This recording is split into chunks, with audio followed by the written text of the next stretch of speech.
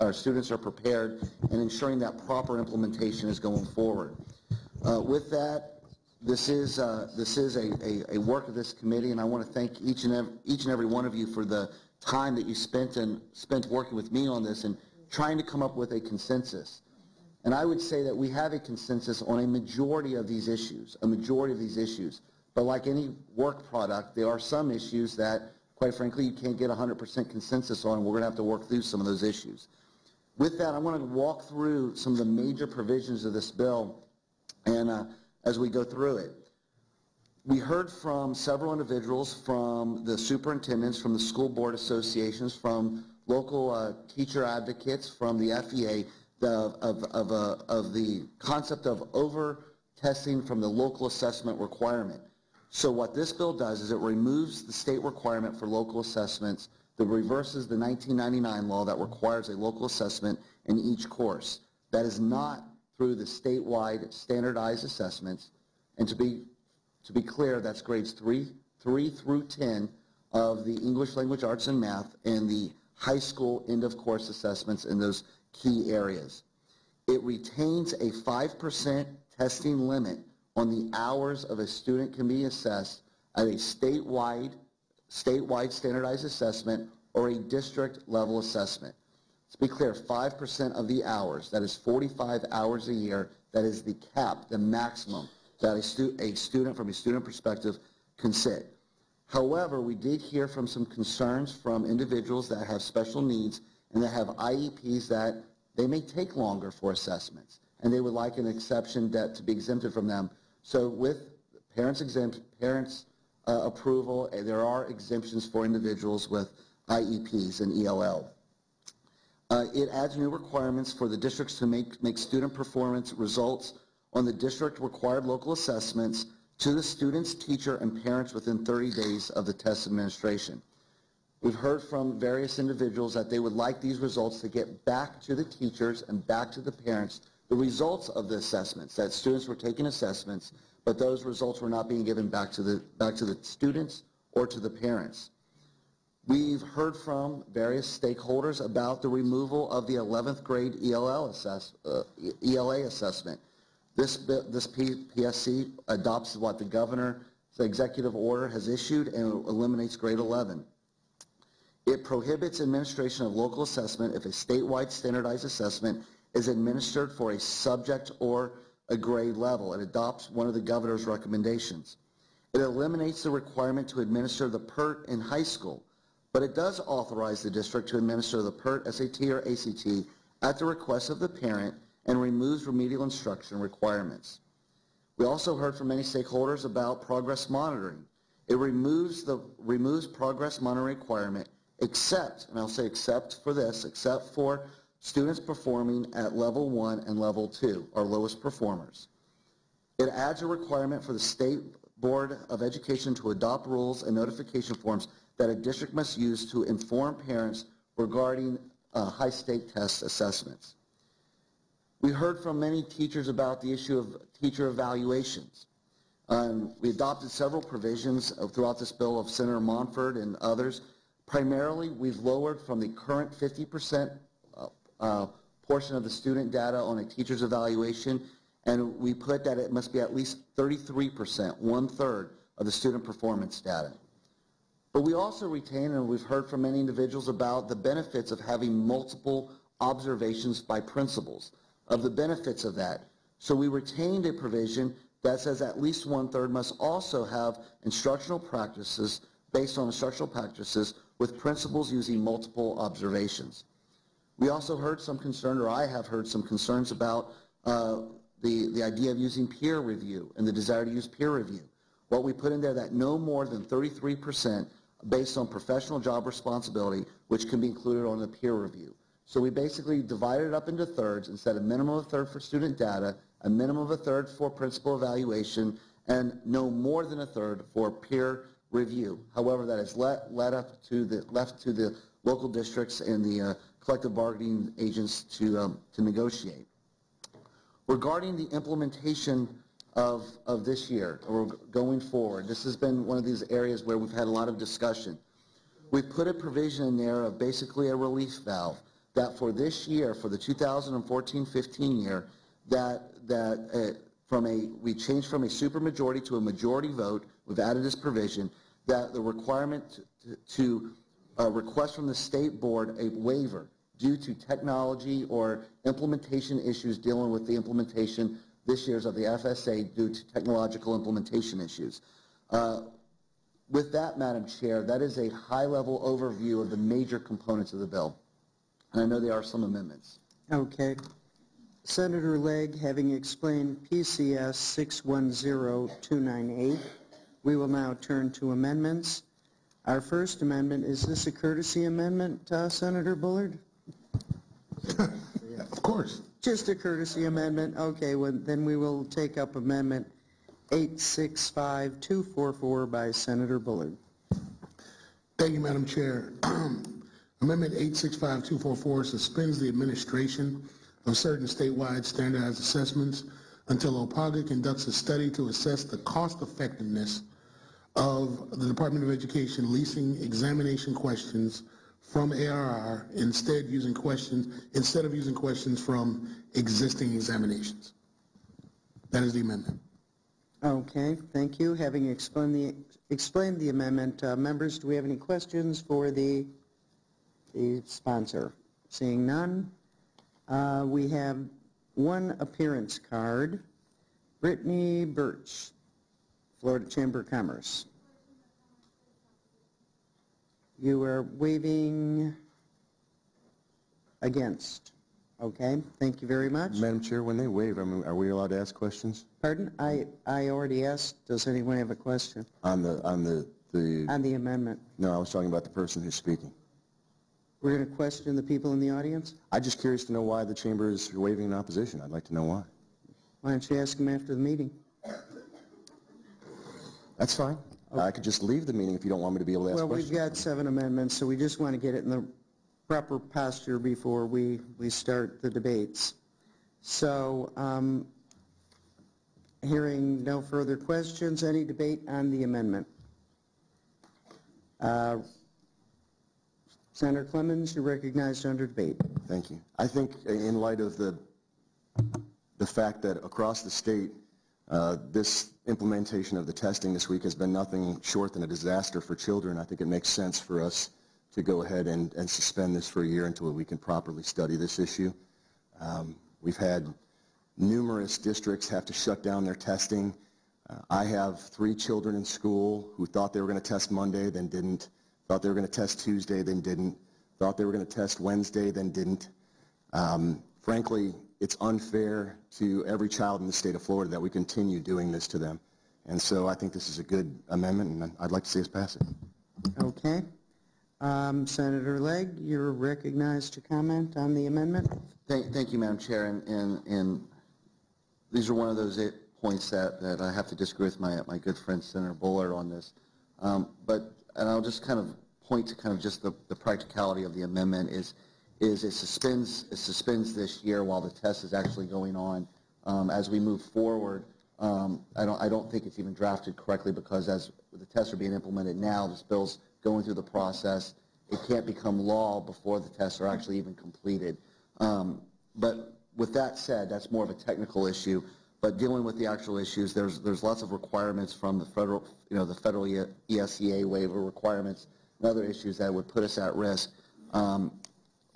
I just believe that this is not a proper amendment at this time, but I would respectfully oppose this amendment.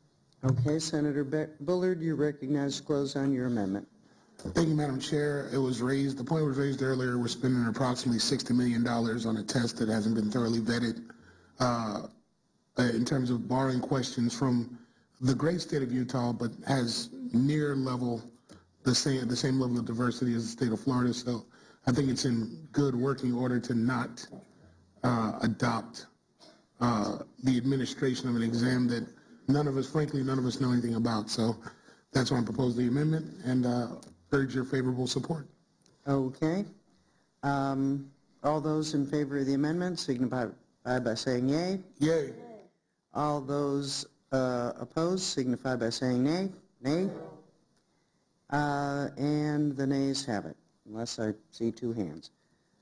We are back on to the next amendment, which is barcode 412336 by Senator Bullard. Senator Bullard, you're recognized to explain your amendment. Yes, this amendment replaces the current FSA exam with the PSAT 10, as was raised earlier. We are in the process of administration, and this would simply throw out the test scores that we'd accumulate this year and replace them with the existing PSAT exam scores that were ushered out this past fall. That is the amendment. Okay, members, do we have any questions for Senator Bullard on this amendment? Seeing none, do we have any appearance cards on this amendment? We have none. Any debate on the amendment? Senator Legg. Thank you, Madam Chair. And again, this is one of those issues that I have to disagree with my good friend Senator Bullard, as with the rest of these amendments that are coming up. But specifically on this issue, while I see where he's going with it, the reality of it is that the concordance scores for the PSAT and the other ones have not been identified or correlated with the Commissioner of Education as of yet. Because of that issue, I would have to oppose this amendment. Okay, Senator Bullard, you're recognized to close on this amendment. Just in closing, just a simple reminder that the PSAT is the precursor to the SAT, which aligns with the college readiness of the 3,000 plus institutions that we rely on for higher education. So I figured that a test that's good enough to determine whether or not our kids can continue their education would be in good standing with any other test that we may have chosen that is currently unvetted. So that is the amendment. Okay. Members, all those in favor of the amendment signify by saying yea. Yay. All those opposed signify by saying nay. No. And the nays have it, and so the amendment fails.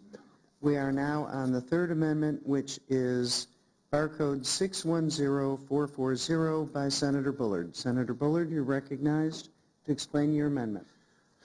Thank you, Madam Chair. This one I think is an easy peasy one for everyone. I mean, this is for the good of parents. Gives parents the ability to choose a concordance score on an existing state-sponsored or mandated exam for the purposes of opting out of the existing FSA requirement. Any questions on the amendment? Senator Gates, you're recognized for a question. Thank you, Madam Chair. Senator Bullard, I would be inclined to support this amendment depending upon your answer to two questions. The first question is, are you suggesting here, sir, that the student would take both exams and then pick the score they like? Senator Bullard.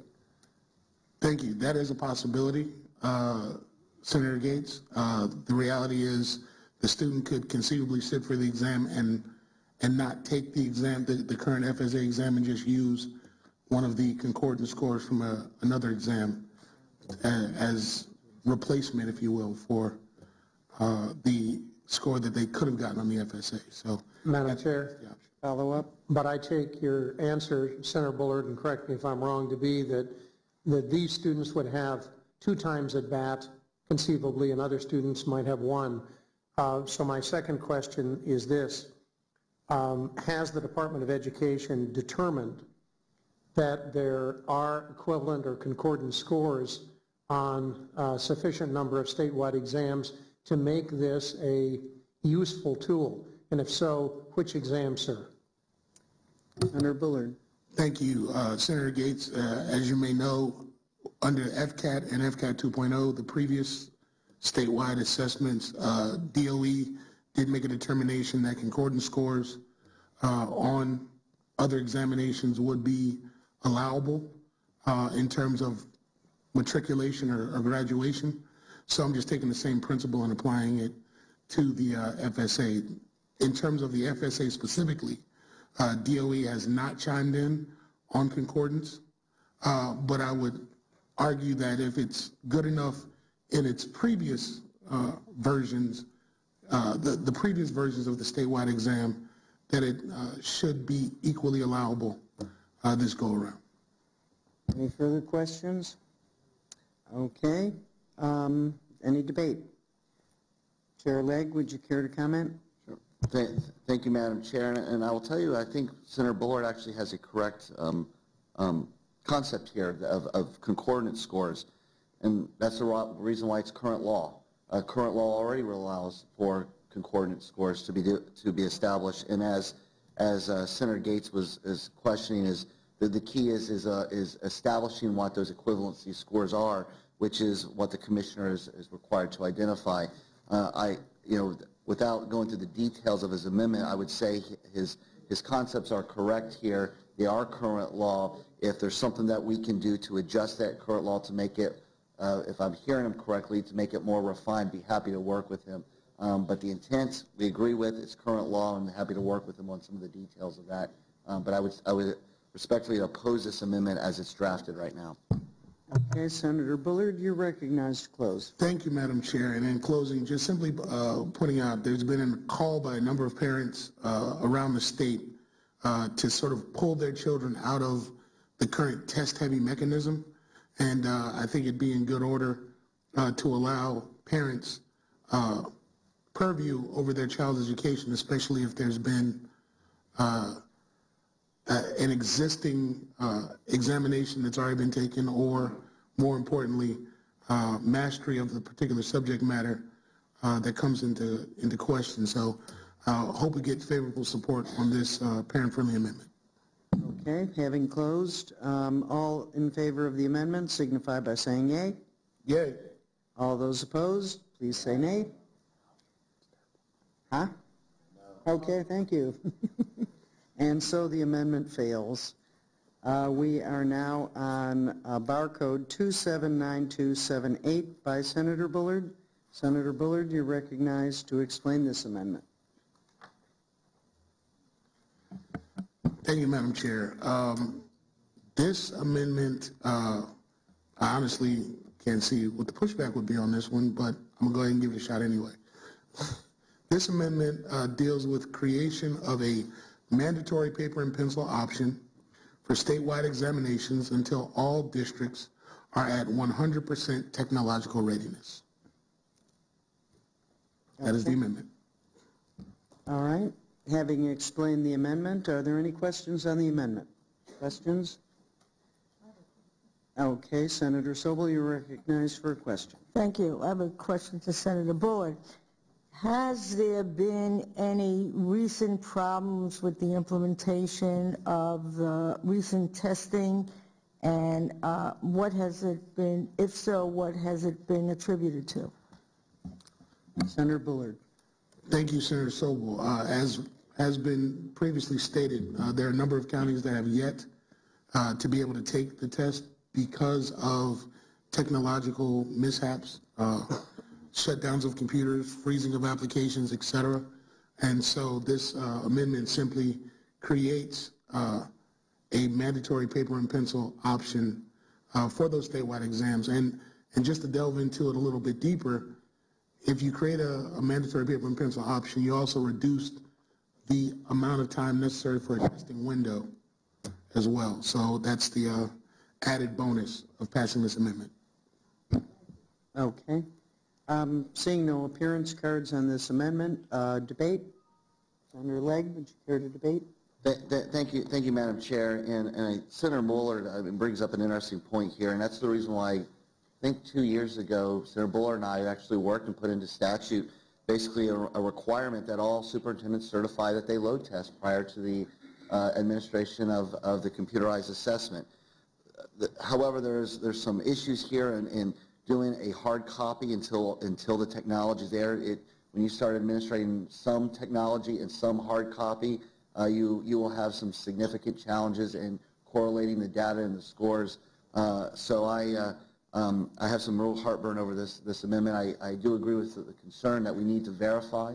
We need to work through these issues, and that's why we did that 2 years ago, a certification process, and be happy to work with him if there's a way that we want to work with our superintendents to assist them. I know Senator Ring and myself and others are working on some technology packages that will be coming through this committee as well to help address some of these issues. As you know, dealing with technology is never easy. It's never easy. You will always have some sort of technology issue, but we want to work to make sure that we minimize them for our students. but at this time, I'll have to oppose this amendment. Senator Bullard to close. Oh, sorry, Senator Clemens. Thank you, Madam Chair. Great. I think our first concern should be the students. And they sit down at a computer, they try to log on, and they can't take a test, or they log on, and partway through the test, they're all logged out, and their test results are invalidated. So I think we should have less concern about what the difficulties are in administering a test both with pencil and paper and on a computer, and be less concerned about those difficulties and be more concerned about actual children who are having to go through this problem and deal with this issue on a daily basis. Okay. Senator Bullard to close.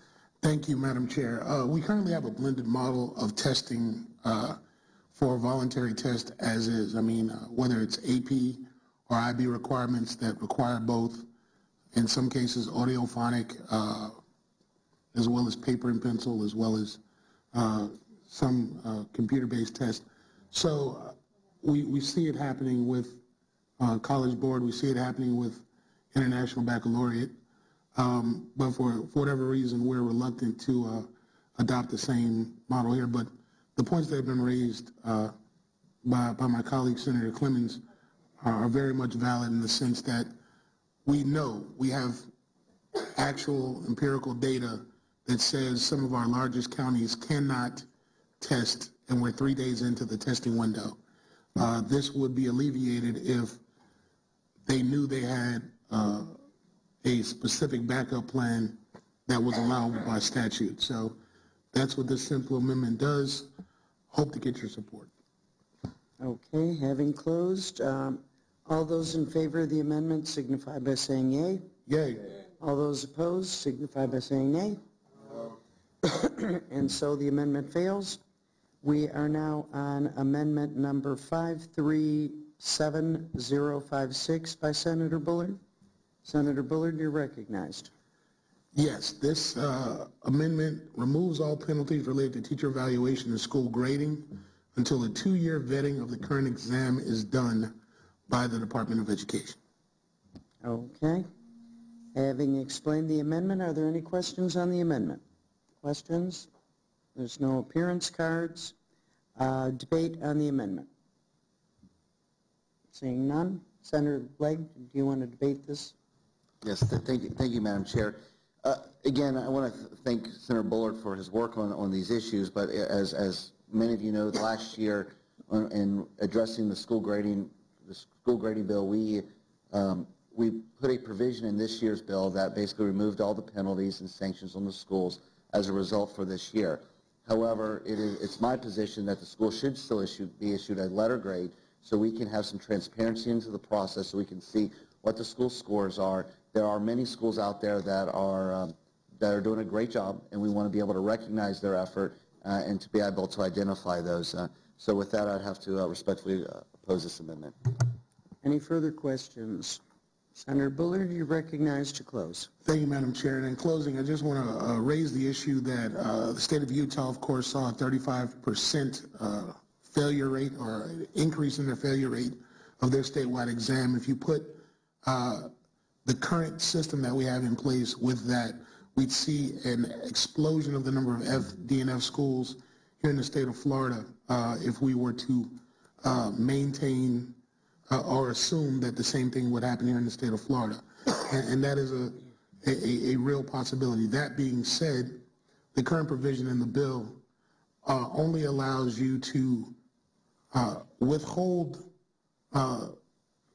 those penalties as long as you're willing to forego the possible reward for getting an A as a school. And so it'd be my hope that we don't, as my parents would say, rob Peter to pay Paul, and instead put something in place that in effect will not penalize teachers, students, administrators, or districts for again, I can't reemphasize this enough, a test that we know nothing about. Okay. Thank you. All those in favor of the amendment signify by saying yea. And opposed signify by saying nay. And the amendment fails. The next amendment by Senator Bullard is barcode 226554. Senator Bullard, you're recognized.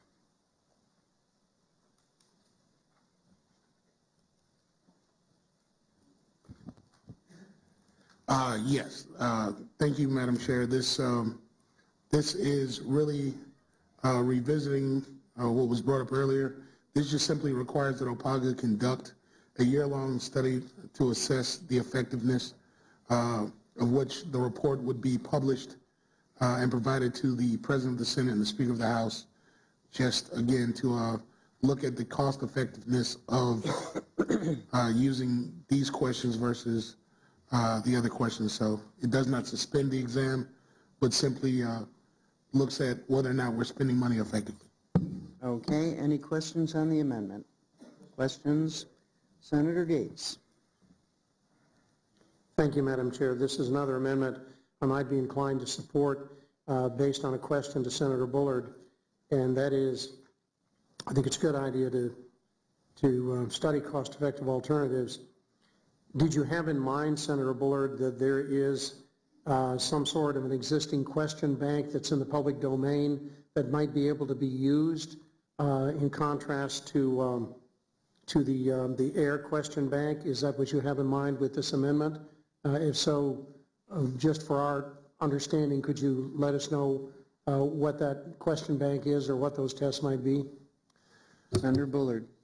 Thank you, Madam Chair. And to your point, Senator Gates, the reality is we already have statewide assessments that we have that could be easily, in my opinion, aligned with the Florida standards if we put the elbow grease into doing it. But more importantly, when you look at whether it's IO basic skills, whether it's the current test bank for PSAT 10, there's a number of different test question banks that we could synthesize a statewide exam that would fall properly and align itself with the existing Florida standards, as opposed to seeking, again, unproven test questions from out of state.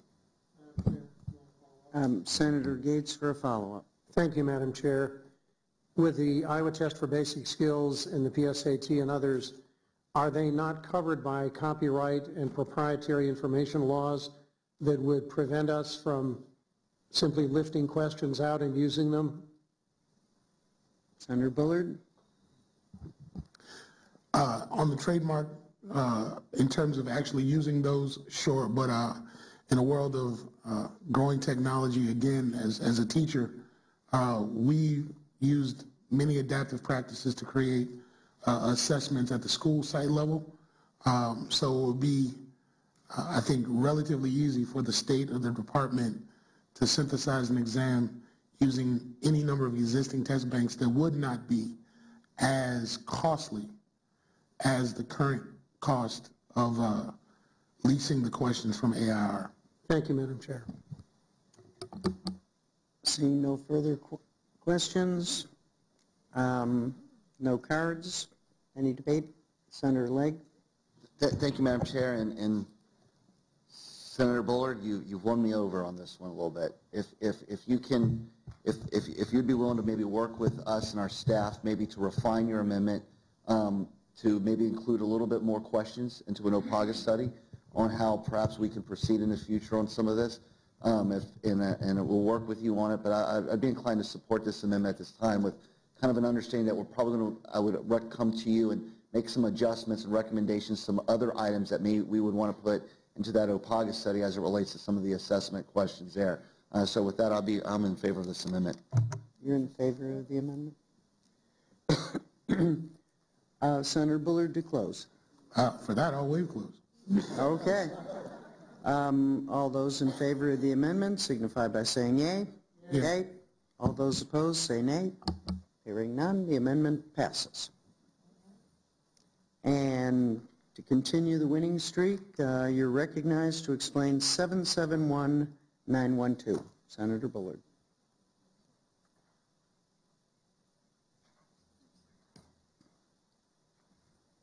Thank you, Madam Chair. This amendment requires each district school board to implement a program that studies and assesses the effectiveness of using statewide standardized and comprehensive assessments. It also requires each district, school board, and the Department of Education to agree on the effectiveness of the examination before it's administered. This attempts to ensure that all K-12 institutions, including private, charter, public, and voucher programs institutions, will utilize equally vetted statewide examinations. Thank you. Having explained the amendment, are there any questions on this amendment? Seeing none, there's no appearance cards, so under debate, any debate on the amendment? Senator Legg. Thank you, Madam Chair. And just in light of the other amendment that we're adopting and kind of working for, I don't see a real need to have 67 different reports when we can do it at one level through OPAGA. Perhaps Senator Bullard may would want to withdraw this amendment, but I just, with the adoption of the previous amendment, I think that's a better approach, is doing one study versus 67 different studies. Senator Bullard. Thank you, Madam Chair, and I would agree, and I definitely would like to work to make sure, again, that all of the different levels and variances of K-12 education are kind of getting the same thing so that we get a real apples-to-apples comparison. So I would like to work to maybe add a different variation of this into the OPAGA study moving forward. That being said, I withdraw the amendment. Okay, show the amendment withdrawn. And that completes the amendatory process, so we are back on the PCS as amended. Any questions for the bill sponsor on the bill as amended? Senator Gates, you're recognized. Thank you, Madam Chair. Chair Legg, I want to thank you for taking the ball on this issue and working so hard and listening so carefully. As you know, at your committee and also at the Appropriates Committee, we've heard great testimony from people who have suggested that there are either substantial or marginal difficulties with the current assessment that's underway now. Just so that the committee will have a full understanding, if we pass your bill, what effect would your bill have on this year's assessment? It's a looking forward bill. It's a well thought out piece of legislation. You've worked hard on it. But could you identify for us, if we pass the bill, what effect, if any, it would have on this year's issues? Thank you, Madam Chair. Thank you. First, it would apply to all the teachers' evaluation performances. That it would go from 50% down to 33%. So those issues would apply this year as the bill is currently drafted, if it goes through the system and the governor signs it. But I think more importantly, I think the issue that I think is critical for us is that it has a release valve. We are in the middle of the assessment process. I am cautiously optimistic that it will be implemented, we'll be able to get through it, and that our students will perform very well, and we'll have good data out there to come from. But in the event that a problem could arise more severe than has already occurred on Monday and Tuesday, I do think we need to have due diligence and have a provision in the bill that could exempt a school, exempt a district from this year's requirements, this year's scores, this year's waivers, as a result of some of the technology implementations. So that provision would apply to this year. However, it's not just we don't like our test scores, so we're going to request get out of jail or an escape clause. If there's documented implementation issues that the State Board of Education could identify and works through them, and that the local school board takes a vote on by a majority vote and requests for that exemption, it would apply to this year and this year's scores. Okay. Before we proceed, I'd like to just do a little housekeeping chore here. I would like us to vote on the PCS as amended, and then we will be on the bill and continue the questioning, if that's okay with everyone. So we are on the PCS as amended. All those in favor signify by saying yay. Yay. All those opposed signify by saying no, nay. No. So the PCS as amended is adopted, and we are now on the bill as amended. Senator Clemens, did you have a question? Yeah, thank you, Madam Chair. This is related to what Chair Legg was just talking about as it relates to school accountability and the ability to, if you've had a technical implementation issue, to seek approval from the State Board in order to be able to have that one-time option. what I'm curious about, and I appreciate that ability, but what I'm curious about is why we decided in the bill to include the idea that if you utilize that you're forfeiting school recognition funding and you're forfeiting your designation as a academically high-performing school district. I'm not sure why we would want to punish a school district like that had just that just had technical implementation issues that probably were not of their own making. So that's an issue that, if I'm understanding it correctly, I'm not sure Senator Legg? I approve of. Perhaps this may help you. In order to get the school recognition money, you would have to get a letter grade or a designation of performance. You're actually requesting, by requesting this exemption, you're requesting an exemption from getting a grade. So by not getting a grade, you could not get the school recognition money. In order to be eligible for the school recognition money, you have to receive a letter grade. So you'll be forfeiting your grade, thus there's nothing to reward you for. There's no mechanism by which to reward them. That's the point of that. Follow, Madam Chair? Follow-up. And I understand the technical aspects of it, but it does seem like we're punishing school districts for something that is not of their own making. If there was a technical glitch that didn't allow them to be able to do the things that they needed to do, or if they didn't have the technology available to do the things that they need to do, we're basically saying you don't have the ability to access these funds through no fault of your own this year. If you have a school district that was high performing last year and they're likely to be high performing again, but were unable to properly access the test or do what they needed to do, my opinion is that we should continue to allow them to use last year's grade if we're not going to be able to give them a grade based on things that were not their own fault. Okay, is that a question? What do you think about that, Senator Lake? There you go. I think that's an excellent discussion point, but at this point, it's the position I have in the bill that in order to be rewarded for that, you need to produce the numbers and have the scores. And if you request the waiver, then there's no way to score you. So we can chat about that that issue. But Senator Benequisto. Thank you, Madam Chairman. I do have a question about the 5% time cap.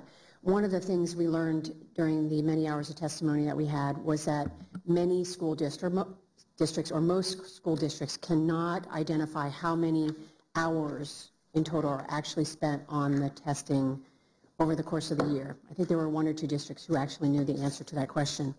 So in the case of those that don't, what if they're currently testing at less than 45 hours, and by instituting a 5% cap, we essentially allow them to institute more testing, blame it on us, and say the legislature said we could do 5%. I just want to be sure that I know our goal and the goal of your good bill and the work that you've done here is to reduce the amount of tests that our children take, streamline the process, make sure they're valuable. How do you feel about the 5% when folks can't identify how many hours are spent? Senator Legg. sure, thank you, Madam Chair, and thank you, Senator Benequisto. I think that's an excellent point. I mean, one of my biggest concerns of this is when school districts, some of the school districts are not able to produce the amount of hours that they're doing for local assessment. That tells me right there that they're assessing too much. If they can't put a number to it, then that right there is a problematic issue. It's the intent of putting this 5% cap that would force them to document and to force them to go through and to figure out how much, from a student perspective, not a district, not a school perspective, from a student perspective, how much time that student is actually sitting there. And I'm sympathetic to the, well, they'll blame the state. While oftentimes I disagree with my friends at the local level, I don't view this as a blame game with them. I hope they would not take this as an opportunity to say, well, we're going to get punished, so now we can go up to 5%. I do believe that our superintendents and our school board members are well-meaning out there, that as they've identified this problem over the last 6 months, year, that they're over assessment, that as they go and count and as they see how much a student is assessment, that those numbers will be enlightening to them and that they will reduce it now that we've given them the flexibility to do that. The current statutes didn't allow them that flexibility, and I believe now if we're able to go this route, it will provide them that flexibility. 5%, I will tell you, is not a magic number. I'm open to other numbers. We felt 45 hours by looking at what districts were doing. We thought that was a looking at various districts that do count, we felt that that was a rational number to start with, but we're open to suggestions. Hey, Senator Monfort, you're recognized. Thank you, Madam Chair. Senator Lake, thank you for your work. I know how many hours that you and staff and others have put into this. I've got a couple of questions. In relative to the 5%, do we know what percent the state is mandating now? We have heard that the state is only requiring 3 or 4 tests. But I'm assuming whoever would say that is only talking about what used to be the FCAT 2. But we know that we also require teacher evaluations to be based on student performance, which means you got a test. Do we have any idea how many hours we are requiring from the state that the districts have no alternative, no option to do it? Senator Lake. Thank you, Madam Chair, and I would be remiss if I didn't thank Senator Montfort. I mean, we've spent a lot of hours on this. It's not, and while there may be some issues in this that we're not in agreement on, I would say a lot of these issues that has Senator Montfort's fingerprints quite a bit on it, and it will continue to have that on there. But to get to the point of how many hours, we know right now that the statewide, I'm going to use the term statewide standardized assessment, is between 1 and 1.5% of statewide standardized assessment, depending on the grade level. To get to your point of what does the statutes require the districts, and I don't want to do a blame game, but what the statutes require the districts to do, that is, as Senator Benaquista said, that's undeterminate because we don't know. Some of the districts are unable or have not had the opportunity to inventory that. I would venture to say that some exceed the 5%. I would venture to say some do exceed the 5%. And yes, I would believe the state has forced their hand in the past in forcing them to administer those local assessments. By taking the position that we have in this bill and removing that requirement, the requirement then would be that from the statewide standardized provision, it'd be 1 to 1.5%, but then it would allow the local districts to implement what they see fit going forward, up to, if the bill remains the same through its process, up to the 5%. If the information I received from the district is they know how many tests that are required by the legislature and by the state board. There's no question about it. Now, they can give you a yearly calendar, and they can tie every exam that's required by state statute. That's not hard to figure out. We know what that is already. And it's far more than 1.5%. And that gets to the crux of the problem.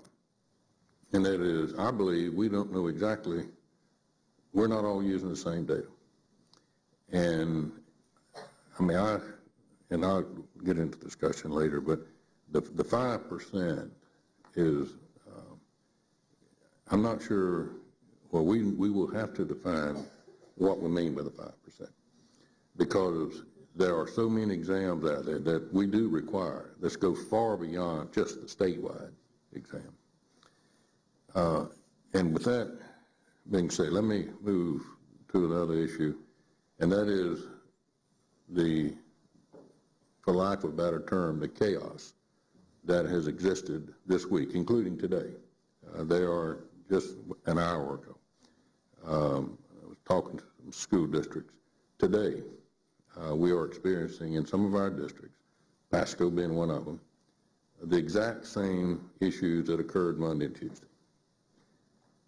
Now, clearly that brings into question the validity of the results that come back. If a child sees a prompt today and goes home and works on it tomorrow or tonight and takes it again tomorrow versus a student that does not have that option, how do we figure into that into our teacher evaluation when we sit down with the teachers, even though it may be 33%? How do we take into account the questionable validity of these exams? Senator Lake. Thank you, Madam Chair. And it's hard to go to the what if clauses of are the tests not valid. I'm from what I can see, they are valid.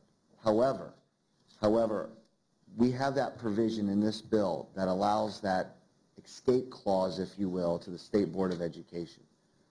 Happy to work with you if you feel as though that we would want to look at a provision that would open that up if there was significant problems for the Board of Education to weigh in. But at this time, it's difficult to say, well, what if these three things would happen? How would we handle those issues?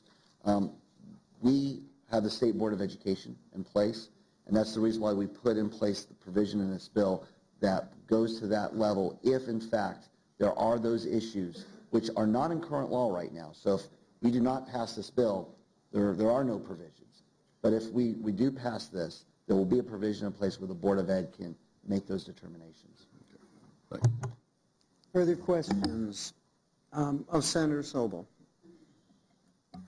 First of all, I want to thank you, Chair Legg, for the work that you put into this bill and the changes you have made. 33% is better than 50%.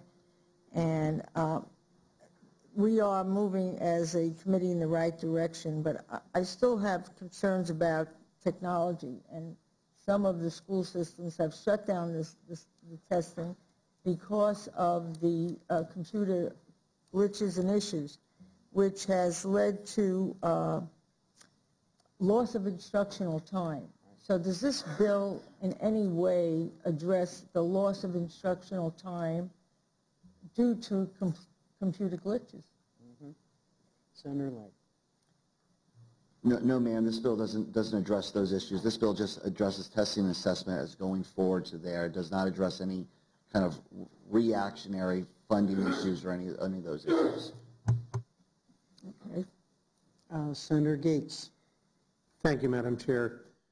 Chair Legg, one of the best things about this bill, and I know 5% is magic, but one of the best things about this bill is that you place a lid on, I think what everyone agrees is too much testing. So my question is as to the 5%. Is it still in the bill, and is it your intent to keep it in the bill, that it's 5% unless parents agree that there might be more? I know that when you have seniors in high school who are taking college entrance exams, who are taking AP and IB and AICE exams, and now with industry certification assessments being done, and 1 million Florida students having already enrolled at one point or another in industry certification courses, are we retaining the prerogative of parents to say, for my child's own best interests, because I'm getting value received, prepaid college tuition, certifications that cost money otherwise, that I would have the prerogative as a parent say, with my student, you can go further.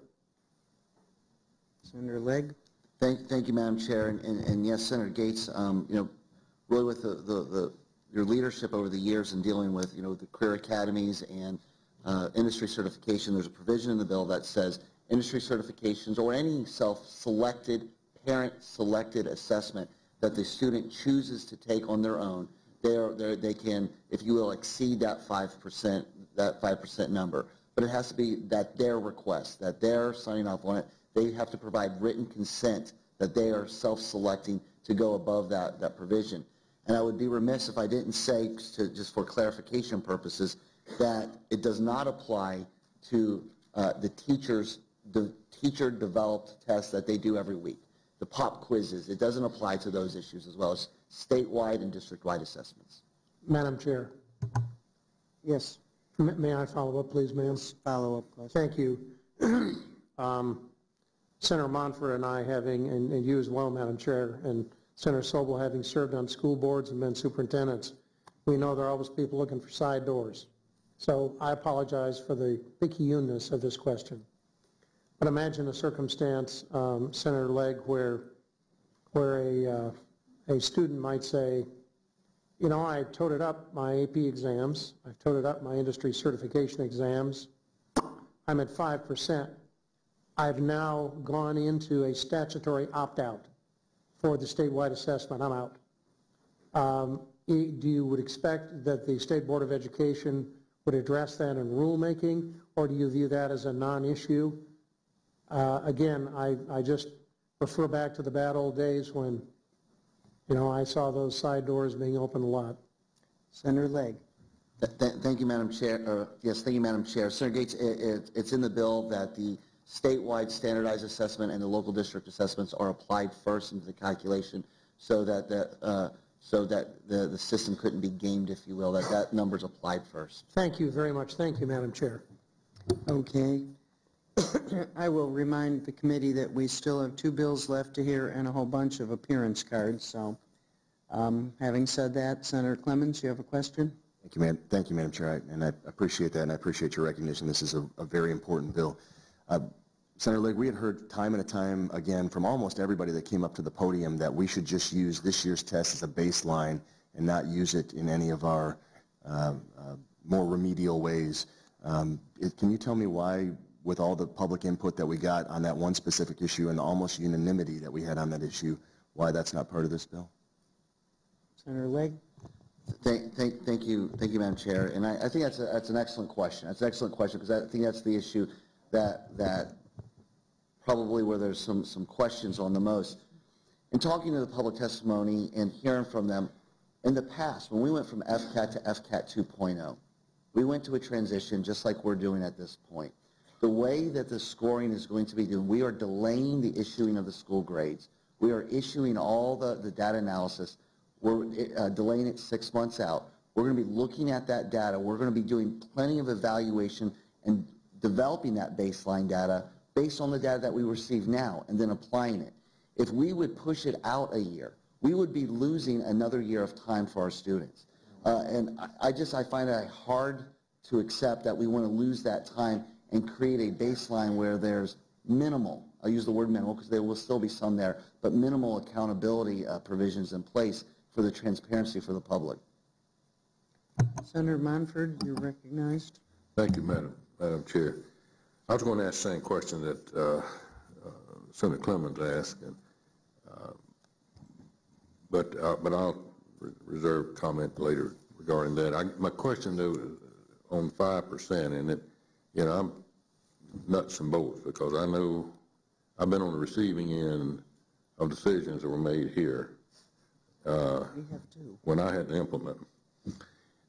And when you talk about the 5%, and whether it's 3, 4, doesn't matter what the percent is, how do you envision school districts keeping up with this? I mean, literally, how will they keep up with the number of minutes? High school kids are very creative. And so how do you, I mean, if a child has a 50-minute period and they spend 30 minutes on an exam and another one spends 40 minutes, are we envisioning that one be charged 30 and one 40, or are they both charged 50 minutes? How do we, and who does it? You know, I mean, we've got, and you know, over the last few years, they've cut staff in schools who have done a lot of this kind of work. And the work, quite frankly, when you cut clerical work or administrative work, there's the same amount of work to be done and it falls on the shoulders of the teachers.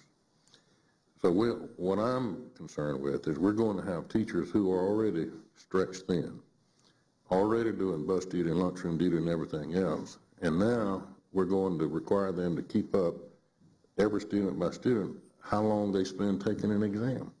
I don't argue with capping it. I think we should.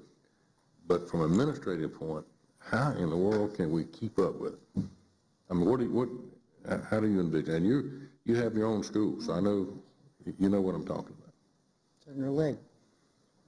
Thank you, Madam Chair, and Senator Monfort, thank you for that excellent question. And oftentimes that's where the rubber meets the road, is how we implement these issues. And that's kind of what brought us here, is ensuring that we implement these things correctly.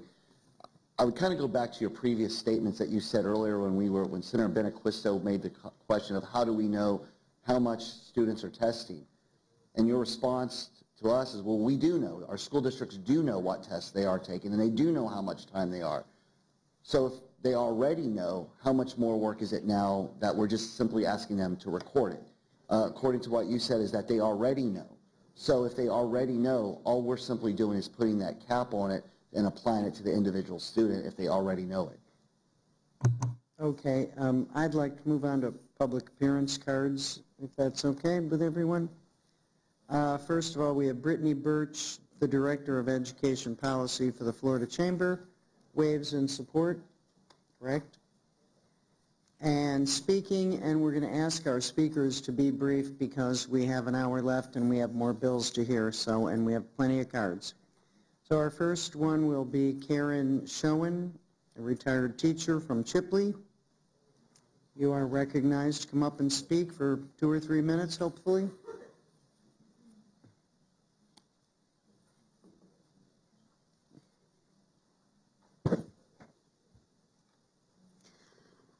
Thank you all for this opportunity. AIR, AIR, is the company that you chose for your testing. AIR is a behavior modification and social engineering nonprofit. They're not a testing company. A test is a measure of fact. An assessment is a measure of value. A value is something we place on property, and we measure property with a dollar value. I went to school for over 20 years. And I taught for over 25 years. I don't know how many of you ever stood in front of a classroom and taught a group of kids. There isn't a computer in the world that's going to be able to tell me the knowledge that that child has by assessing them continually over and over again, especially when the purpose of the test is to change their behavior, not to measure what the facts are. I really don't understand why there is such emphasis placed on assessment when the emphasis should be placed on what are they reading and what are they learning. When I taught in school, I gave a test, we discussed the test, we talked about what was in the test, we used the test to then advance the child, and those that had problems were able to redo, retake, rethink, come up with different conclusions. A computer doesn't do that. And a behavior modification company does not do that. We should be testing our child and relying on our teachers. That's why we hired them. You're telling us that the teachers are irrelevant. We might as well be monitors looking at a computer and comparing data. The data does not describe the child. It does not tell the picture of the child. It doesn't tell the evaluation of the child, and it certainly doesn't tell the child whether or not they can think critically. So we're not teaching anything. A computer does not measure their knowledge. Thank you. Thank you. Next, we have Debbie Gano speaking against the bill.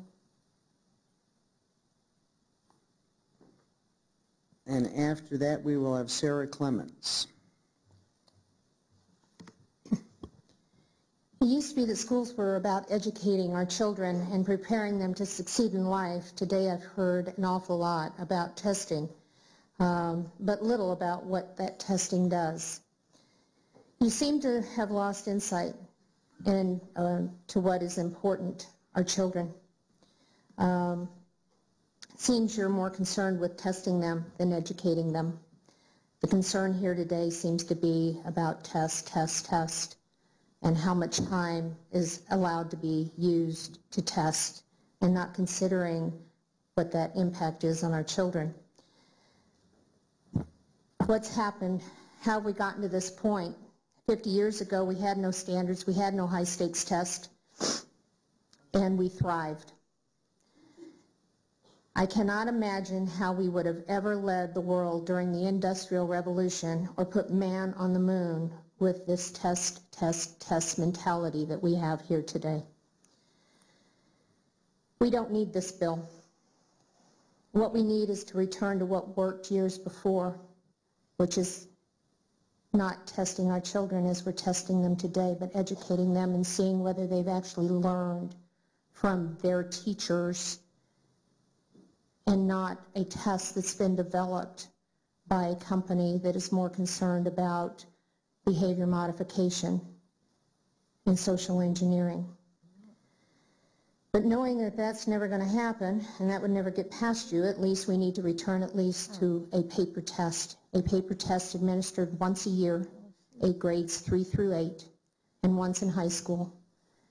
and that it be a nationally normed test such as the Iowa Basic Test, so that we are not just comparing ourselves Florida to Florida, but we're comparing ourselves to other states that use those same nationally normed tests, and we can see where Florida truly sits and stands academically to the rest of the nation. Okay, and so we're going to record you as against the bill, correct? Absolutely. Okay, I just want to know, thank you. what are we doing to our children? All Keep right. that in mind. Thank you. Thank you very much. Sarah Clemens, and after Sarah Clemens, we're going to have Meredith Mears. We try to give everybody 2 minutes, please. Yes, ma'am. Thank you, Madam Chair. My name is Sarah Clements, and I'm the Legislative Director for the Foundation for Florida's Future. At the Foundation, we believe measuring our students' progress is critical to improving student achievement in our state. Testing provides parents with honest, objective information on how their students are doing. It helps identify struggling students and schools so they get the resources that they need. Testing lets us know if policies and interventions are working and provides accountability for the taxpayers who are funding education. And it helps ensure all children get a high-quality education. As important as testing is, we should be working toward fewer, better tests in Florida with more information for parents and teachers. This bill does work toward more transparency for parents, including notification of promotion and graduation requirements and better assessment calendars at the local level. It also creates more flexibility for how we evaluate teachers, particularly those in the non-state tested areas. However, we would like to work with the sponsor on a few provisions in the bill. In Section 3, the bill perhaps inadvertently eliminates the requirement for progress monitoring plans for grades K through 3, meaning our youngest students will not get the interventions and support services that they need. This is an important policy that has had a huge impact on student achievement, especially in reading. Okay, so would you like to be recorded as for or against the bill? For. Okay, thank you. Thank you. Chris Quackenbush. And after Chris, we will have Elizabeth Overholt. Thank you for this opportunity to speak today. I heard that you've spent a lot of time on this issue, 3 hours, 5 hours, 10 hours.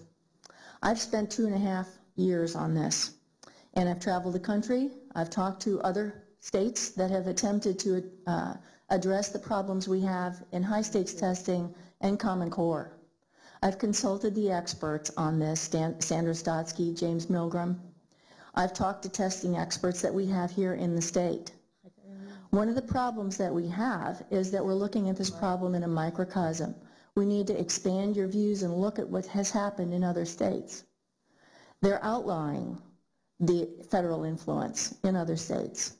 We have sovereignty. We can do the same thing. Our problem is, I'm too blunt. I'm a grandma. I'm getting old and I don't have time to be as polite as maybe I should be. But I'm concerned about the kids. And I know you are too. I know you're trying to address the issue.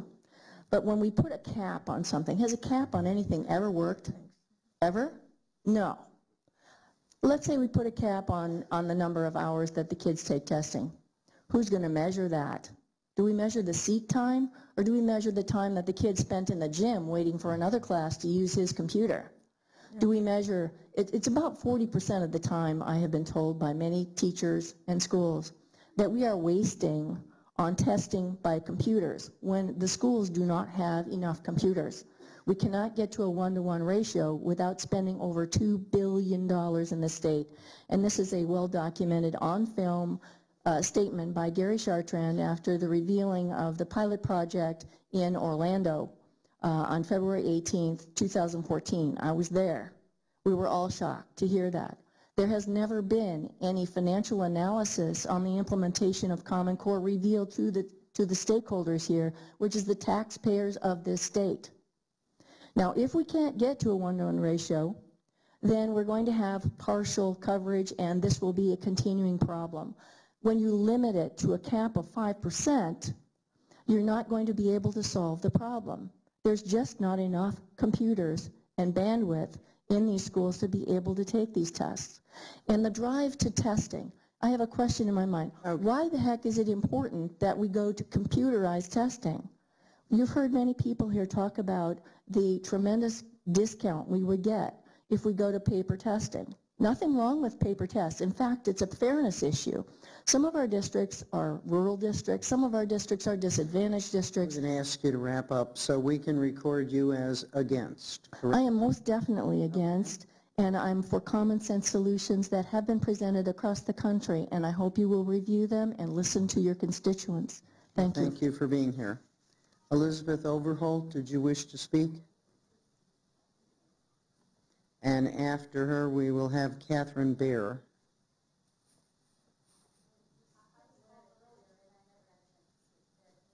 Pardon me? Oh, okay, I'm sorry. Come on up. I thought I skipped somebody. It happens. You are Meredith Mears, correct? Okay, I'm sorry. As I read the bill, I was a little concerned with some particular areas especially. I'll be brief.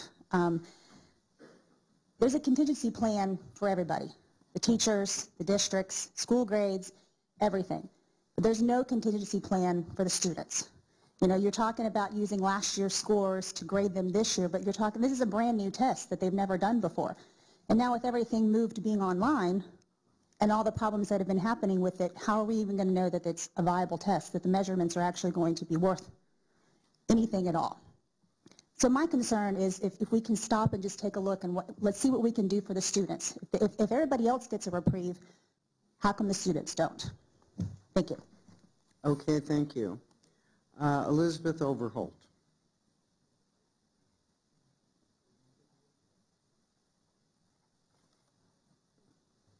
Thank you. And I am also concerned about the students. You spent a lot of time talking about how much time we're spending testing. To the student, it doesn't matter whether it's a spelling test, the PSAT, the ACT, the IB, the AP exams. It's still a test. To the parent, it's still a test. They're still taking a test. So to argue about how much time is irrelevant to the kids. The computer rollout has been a disaster, and nobody's talking about the cost versus the paper and pencil. There's no also research done on how different it is with doing computer tests to paper and pencil tests. The ACT, the SAT, the AP, and IB exams are still done on Scantron sheets and written. Why are we rushing to computer tests? So please give the students a break this year. You've given the teachers, you've given the schools. Please think about our students. Thank you. Thank you. Catherine Bear, and then Danielle Alexandra.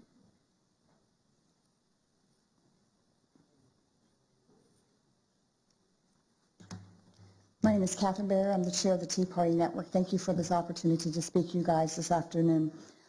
Firstly, we would like to extend our thanks to Senator Legg for his work reducing the testing burden on our children. We do appreciate that. There are other steps that we would like to see included in this bill language, many of which Senator Bullard did bring up. One of them would be to cancel air contracts. Two would be pencil and paper testing options. You need to have options. And then the other one would be a freedom of choice testing.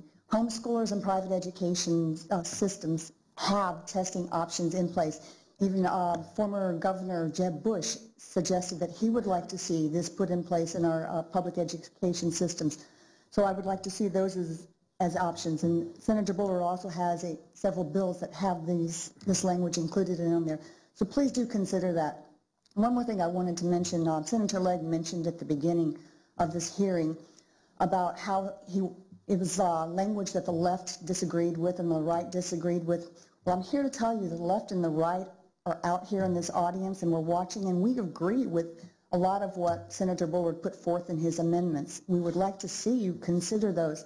And then another thing I noticed is that anytime these amendments were brought up, it was pretty much a partisan vote up here. Our children are not partisan. Please remember that when you represent us, they are not partisan, and neither are we when it comes to the education of our children. Thank you. Thank you. Danielle Alexander.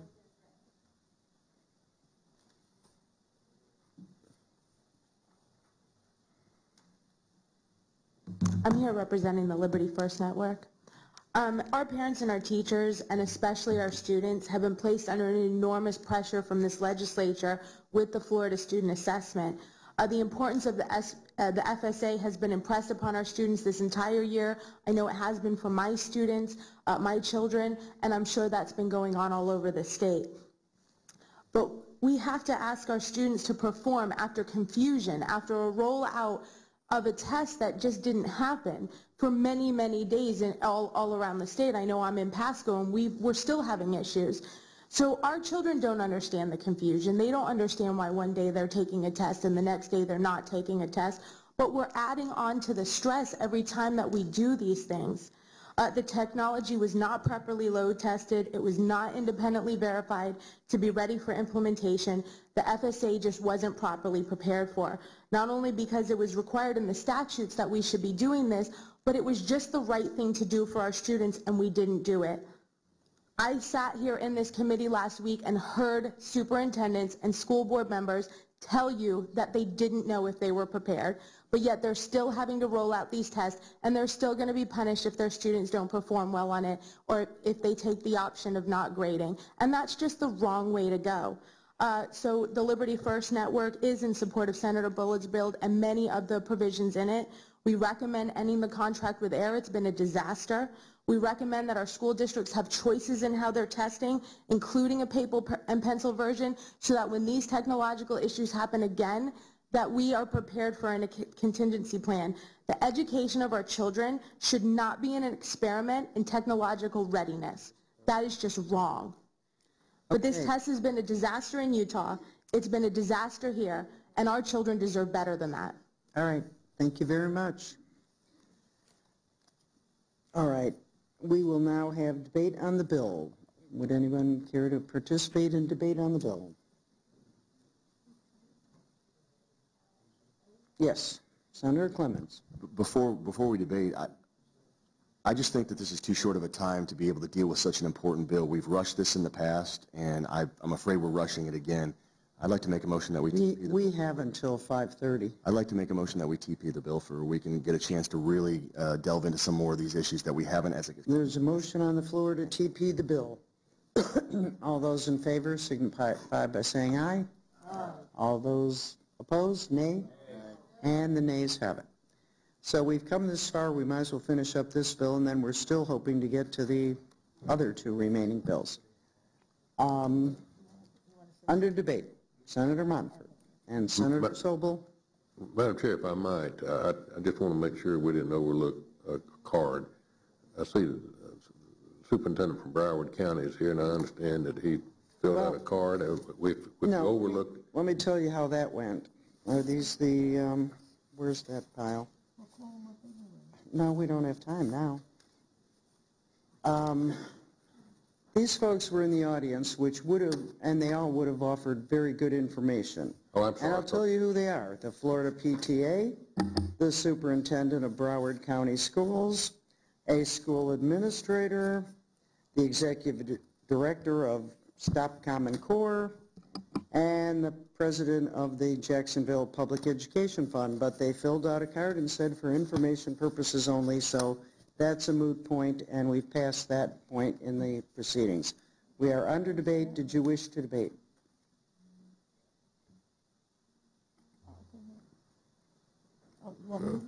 Senator Sobel, under debate. I'm sorry I missed the hearing last week, but I just got a new grandson and I left town. But what I heard today confirms what I do believe, and that was the last speaker who said this is a technological experiment. I'm really concerned about it. I asked the question about is there any provision about loss of instructional time because of computers, and I'm very concerned that this bill does not address an alternative in terms of a paper and pencil option. I'm all for technology. I think it's a great thing, but and I know this is not a business, but when a business changes computers, they always have a backup plan. When computers or softwares change, this is a big business in a sense. We're spending $6 million on testing, and We don't have a backup plan for a computer, for computers. I'm also concerned about the 5%. I'm not sure I can get my arms around what 5% means. Does it include substitute teachers? Does it include practice exams? On the other hand, I think the chair is moving in the right direction, and we do need more time to address these issues so we could be more specific and more accurate. Our students' lives are at stake. Our teachers' livelihoods are at stake. When I say student lives are at stake, their impressions of themselves are on the line. When they do poorly on tests, their self-image is diminished. So there's lots of ramifications for all this testing, and I think we just need more time to discuss this issue in depth in terms of resolving some of these unresolved issues. Okay. I would like to debate the bill myself, frankly. I had this conversation with Chair Legg before the meeting. I don't see why we just don't have paper and pencil. I've met with teachers and they talk about how you have to split the class, so there's no learning going on that day because either half of them are taking the test, the other half are waiting for the other half. So that's problematic, and I just, maybe I'm just old school, but if you can take a test, paper and pencil, and everybody can do it in the same half hour, I really see nothing the matter with that. I think parents and students are kind of caught in the crossfire between, it's a systemic problem. We get upset as legislators because we ask the department or we ask the districts to do something and then they don't do it, and then we change it all around the next year because we have a new cast of characters that just got elected and they all want to do something about education. So the natural reaction on behalf of the districts is they do nothing, hoping we're going to change our mind and there's going to be new legislation, or why even implement something if we're going to change it on them the next year. So we have all, everybody at this table has heard from parents and teachers all summer long, we're tired of the test. It seems simple to us when we say, just give the kids a test. I would like to compare the Florida kids to kids in other states. I mean, I'm sure Mississippi says they're the greatest in everything, but who knows unless we have a test where we're comparing apples to apples. But I think this is the year, and this is the board. I mean, we have a former superintendent, former school boards, a school administrator, all the people whose hearts are in the right place, a great chair. About 3 or 4 of us have chaired this committee in the past. So you certainly have the right people at the table. I wish we could come up with something that would stop the overreaction to testing. I think the districts kind of go crazy and we ask you to do one test and the kid ends up taking 10 tests because of all the practice tests. So if we could come up with something where this is the test, we're not going to change anything for 3 years so the districts know what to depend on, then we'd have a better shot at them actually implementing something, is my thinking. But for today, I'm going to go ahead and vote for this bill because I do not feel that this is the final product. I think our bill sponsor has spent a lot of time and will continue to spend a lot of time on this. And I know that he has the background to complete the task, and so I'm going to support him on his road, but I feel this is a good start. Anybody else under debate? Quickly. Senator Galvano? Yes, thank you, Madam Chair. First of all, I'd like to thank you, Chair Legg, for the work that you've put into this bill. You know, the testimony that I've heard and the messages that I get back home are basically that the status quo is not acceptable anymore. What we are doing presently, what the law requires presently, the test that's in the queue presently is not acceptable. This bill changes the status quo. If you vote no on this bill, you're not going back to wish list items that we may have heard from presenters or constituents. You're going back to the status quo. What the chairman has done here and what this committee has the opportunity to do is take a very bold step to put guardrails on the testing that takes place in our school system. And when you have a repeal of mandates on testing like we see in this bill, when you have, as President Gates mentioned, a cap on the amount of time that can be allotted to testing, those are real, meaningful, bright line guardrails that are going to make a difference. And I'm glad to support this bill here today because we are going to, for the first time in a long time, change the way we do business in terms of assessments within our school system. And thank you for being so bold, Mr. Chairman.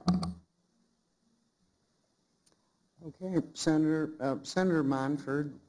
Thank you, Madam Chair, and if my colleagues will bear with me just a minute. Madam Chair, as part of my debate, I've certainly not questioned your decision, but those who didn't speak, were it because we didn't have time or they just didn't want to speak? No, they checked that they were here for informational purposes only.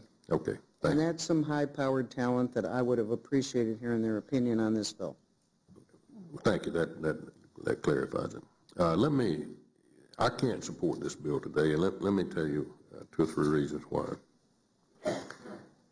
And first of all, Senator Legg, I admire you greatly, and I appreciate what you're doing, and I've got a feeling this will pass, and I hope, well, I know you'll continue to work with me, but when I sat down and looked at this bill, I found myself this morning having 16 amendments.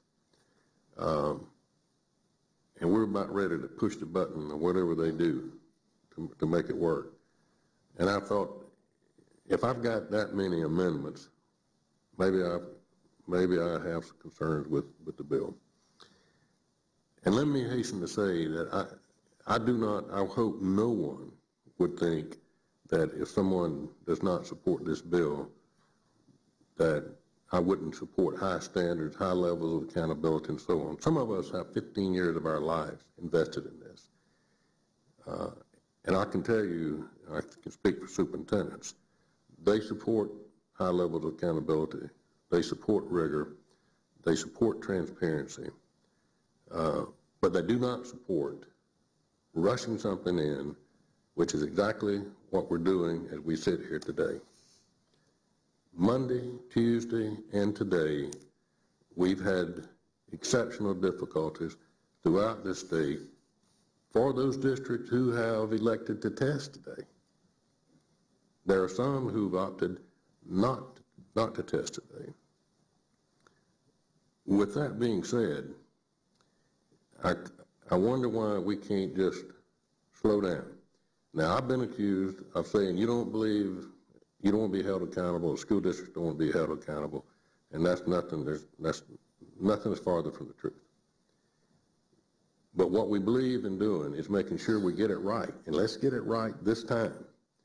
I think it's obvious that the difficulty we've had already, we've got 30% of a district in a school in a district west of here, in Senator Gates' district, and just today, have already requested opt-out letter. They're frustrated.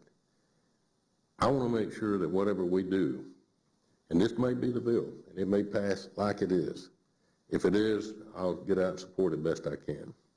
But I think we need to slow down, and there's nothing wrong with slowing down and giving this deliberate discussion and making sure that we got it right. And I know we have spent hours taking public input, but quite frankly, we haven't spent many hours here, just like we're doing right now. And that is a concern. I'm concerned about we're not doing enough here. We're not doing enough in this bill to protect those students who are not being evaluated. One school in St. Johns County, the highest performing school district in Florida, we got the results back, and some of you have heard this before. They shut down every computer in that school for 62 days. 62 days. That means students who should be having access to that computer in the media center or in the classroom or wherever it is, every time a student goes in, one's being displaced. That's 62 days. I don't think that's an exception. So we haven't even focused on what I call the academic loss here. There's an academic loss of time for literally thousands and thousands of students. Not this week, not just the ones that couldn't log on, or logged on, got kicked off. But the students who were displaced, so the students who couldn't log on use their computers. And finally, if we truly believe, and we do, that we need to do what's best for students, I would suggest that we slow down just a little. And please don't misunderstand what I'm saying. I believe we should administer the exam this year, absolutely. But we shouldn't use it for the purposes we're about to use it for, because I don't believe that the results, there will be questions about the validity of the results this year. Give the exam, let it be a beta test, and let's get it right this time. Okay. Thank you, Madam Chair. And Senator Legg, you're recognized to close on your bill. Thank you, Madam Chair, and I do want to thank the members of this committee for their input and their time that they put into this. And I'll go over a couple points on this bill, but the one point that I do, while we may agree to disagree on many issues on the bill, the one point that I will say that I strongly disagree with is the idea that we're rushing this process. I strongly disagree that because I've been in this a while. This bill was filed over a month ago, sat around, made available, listened to individuals. We had several meetings in this committee where we've took testimony, we've listened to individuals, we've had discussions on testing, we've had discussions on evaluation. We had a 3-hour workshop where we listened to the public. So to say we're rushing this bill would not be accurate. To say you disagree with some points on this bill, I understand. And we may not agree on the bill. We may not agree on some of the points in the bill. But simply to say we're rushing this bill, I would say we're not. We're not rushing this at all. Matter of fact, some of the individuals who testified that we may be going too fast wanted, as we were discussing earlier, thought we should have a bill on the floor the first week of session. And we slowed it down even further than that. So to say that we're going too fast is not accurate. We do have 2 more stops on the bill, and we have plenty of time that we're going to be debating this even further along the way. And our door is open to make adjustments, and we want to hear that. Some of the issues that are on here is I would remind the folks that the current statute is what it is. Without a bill moving forward in this process, as we get late into session, without a bill, the current status stays. That is a concern that I don't think any of us want to have. I think we want to do some provisions in here. I think we are closer on many of the issues than we are further apart. I know there are some issues here dealing with school grading. What I hear from some individuals, they have some concerns about, they want to keep score, but they don't want to put a letter attached to the score when it comes to school grading. And I understand that because that has some implications. There's also some concern that the technology being implemented this year has some questions about will it be enough? And I have some share those concerns as well. That's why there's a provision in this bill that I think addresses some of those issues. But I can't at this point in the first week of session support and propose a particular bill that goes in and says we believe we're going to fail, so that's the reason why we're going to just practice this year. I think we're going to succeed this year. We have time as we move forward. If we see that things aren't working the way we think they are as we move forward, my position may change. It may change very quickly on that as things develop. But as we sit right now, I think we need to move forward with this, working forward on this process. I'm anxious to see what our House counterparts propose in their bill. I'm anxious to read their language and see what they're going. Ours has been out there a while to talk about, to discuss, and we've moved on several positions. So with that, I would ask this committee's support of this bill and knowing that we'll be working with you as we move along this process. Okay, please call the roll on committee substitute for Senate Bill 616. Senator Benaquisto, Senator Brandes, Senator Bullard, no. Senator Clemens. I'd just like it to be noted that on a bill we're not rushing. I didn't even get to debate, so no. Senator Gates? Yes. Senator Galvano? Yes. Senator Garcia? Yes. Senator Montford? No. Senator Sobel? No. Vice Chair Dietert? Yes. Chair Legg? Yes. And so by your vote, the committee substitute for Senate Bill 616 will be reported favorably, and I pass the gavel to Chair Legg. Thank you, Madam Chair.